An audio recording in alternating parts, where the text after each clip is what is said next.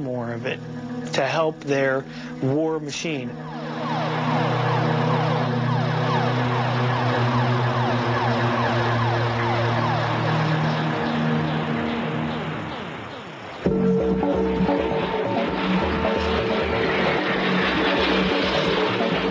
The sale of DU munitions is not limited to American companies.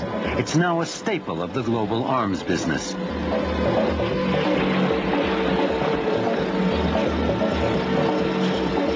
Here we have Sheikh Mohammed bin Rashid shopping. He's come to inaugurate the Dubai Air Show with the son of Syrian President Hafez Assad.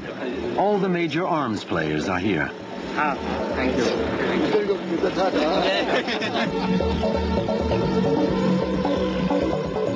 Many of the munition systems for sale in this room use, among other materials, depleted uranium.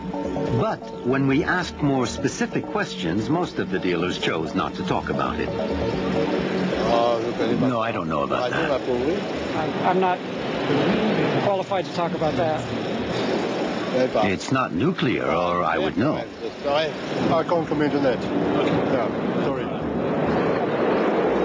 Here, Kosovo and the Gulf War are good publicity for the combat-tested readiness of these new arms systems.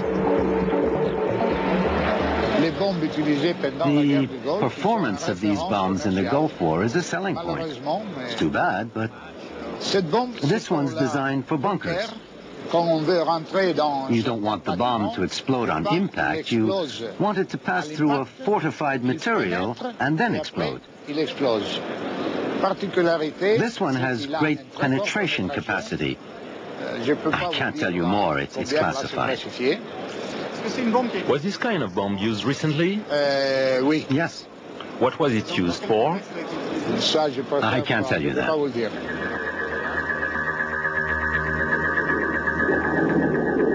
Since the Gulf War, depleted uranium has been used for surgical strikes in Bosnia in 1995 and in Serbia and Kosovo in 1999. This is the prime delivery platform for depleted uranium ordnance used throughout the war in Kosovo, the U.S. Army's A-10 tank buster.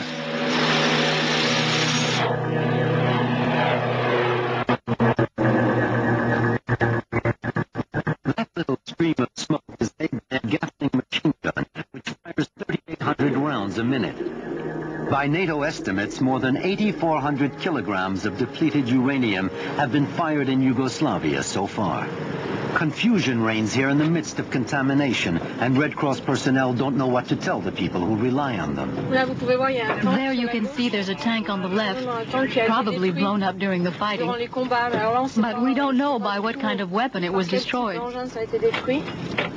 In which case, it's certainly better to keep away from the grass here, because the uranium shells that they use can emit a certain amount of radiation. That's why we keep the windows closed, too, because it's better to avoid breathing the air and dust, as it may also be radioactive. I've heard them say that 13 tanks were destroyed, but we don't know for sure. If we really can find out, it would be good to let the local people know, because they know that these kinds of weapons have been used, and they're very nervous about it. The UN has appointed a commission of inquiry to look into local ecological damage, but it's been frustrated by the refusal of both NATO and the Pentagon to reveal where DU munitions were used, consistent with their policy of downplaying any potential danger. Then with the depleted uranium issue, we started, of course, with the way that we asked information from the NATO sources of the location of these places, and we found out that that is some information that NATO cannot give us. It's depending on the member states, and of course then we turned, for example, to the US State Department, and there again we found out that this is classified information, and we cannot get access during our work to this type of information.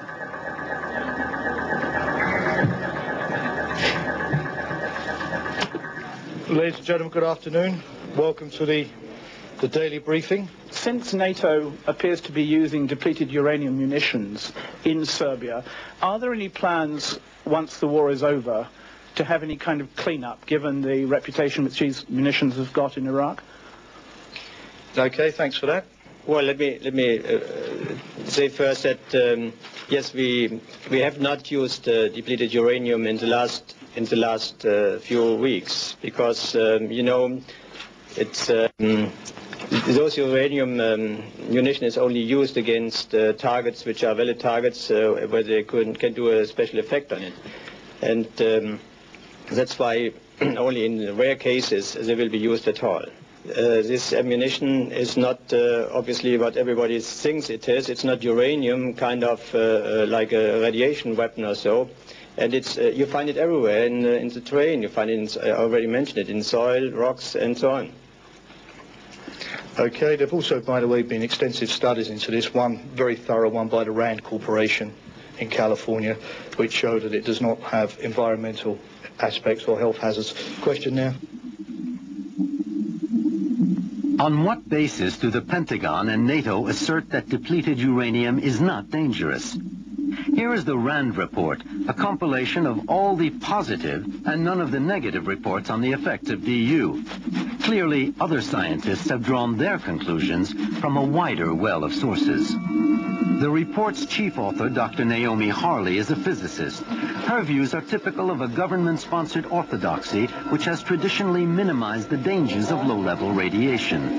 Her report focuses on chemistry and lab analysis rather than on the biology of DU's medical realities. Her conclusions are striking considering she wasn't in the Gulf and didn't interview any veterans. You would have to choke to death before you could get enough uranium in you to be serious, you know.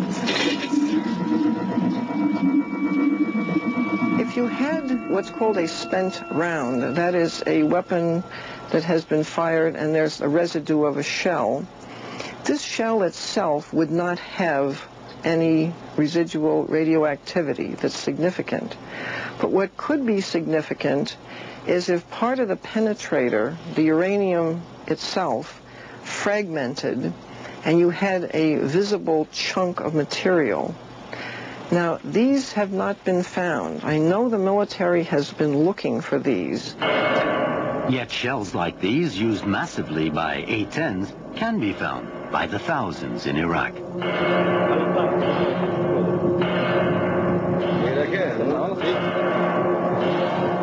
Americano o irakiano? Americano. Non è dell'Iran. Come mai sta qui? Sta qui perché?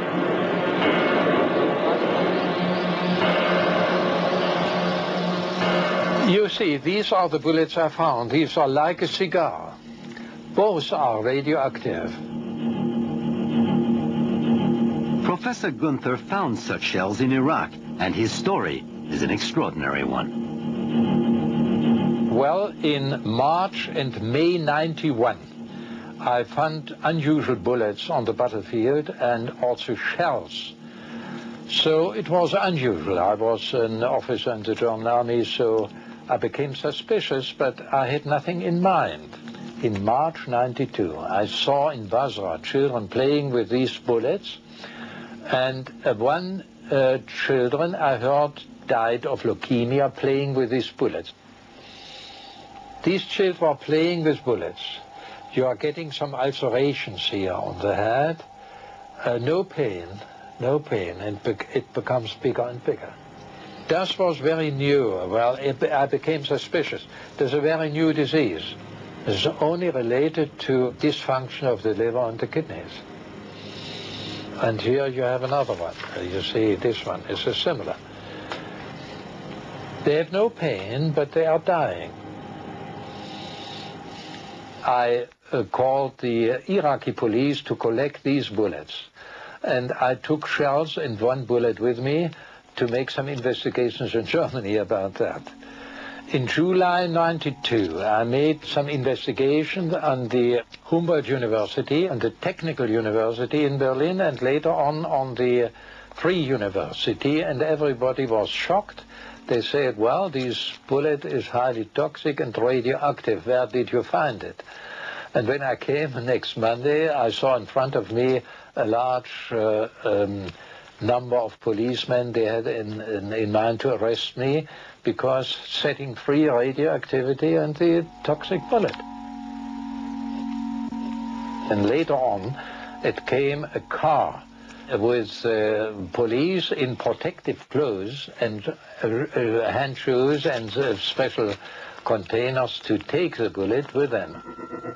In Germany, Professor Gunther was fined and sent to prison for 2 months. The shells he found were unfortunately impounded by the police, precluding the metallurgical analysis which might have explained the extraordinary levels of radioactivity confirmed in a series of lab tests and by the German police themselves. One bullet are 11 microsievert per hour. In Germany is allowed in getting 300 microsievert per year.